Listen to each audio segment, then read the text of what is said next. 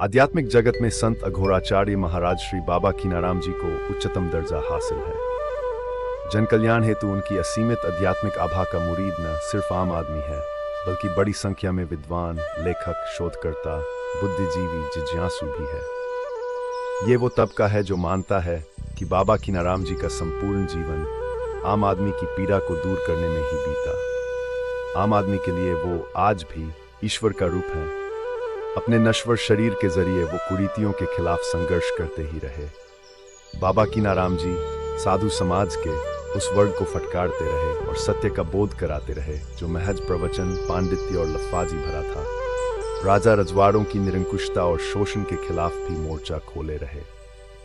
बाबा कीनाराम जी के जीवन और लोक कल्याण की कई गाथाएं आज भी लोग श्रद्धा भाव से सुनते सुनाते हैं। ऐसी एक कथा जनश्रुति के अनुसार काशी वाराणसी में कवि साधक तुलसीदास की एक महिला भक्त हमेशा उन्हें प्रसाद चढ़ाने के लिए श्रद्धा भाव से उनकी सेवा में रहती थी। उस औरत को कोई संतान नहीं थी।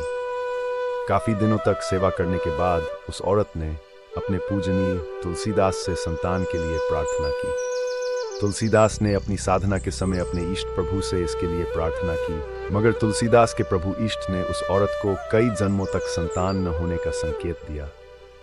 तुलसीदास ने उस सेविका को अपने प्रभु का संकेत बता दिया। सेविका दुखी मन से वहां से निकलकर रोते हुए 80 शिवाला स्थान वाले रास्ते अपने घर की तरफ बढ़ रही थी। उसको रोता देख किसी ने कारण पूछा और फिर उसको सुझाव दिया कि शिवाला स्थित औघड़ों की तपोभूमि क्रीम कुंड में संत कीनाराम रहते हैं।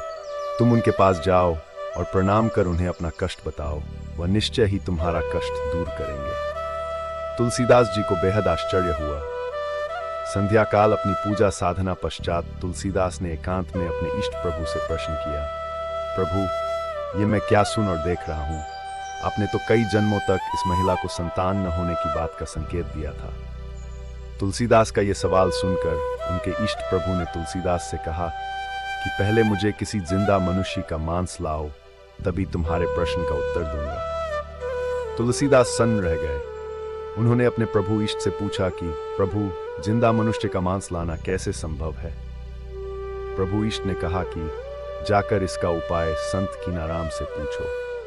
अपने इष्ट आराध्य के आदेश को सुनकर संत तुलसीदास शिवाला स्थित क्रीम कुंड पहुंचे और कीनाराम जी के पास जाकर इसका समाधान पूछे। मांस तो तुम्हारे पास भी है, पर तुमने नहीं दिया।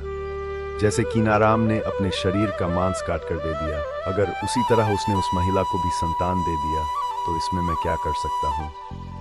औघड़ संत कीनाराम रेख पर मेक मार सकता है, विधि का विधान बदल सकता है।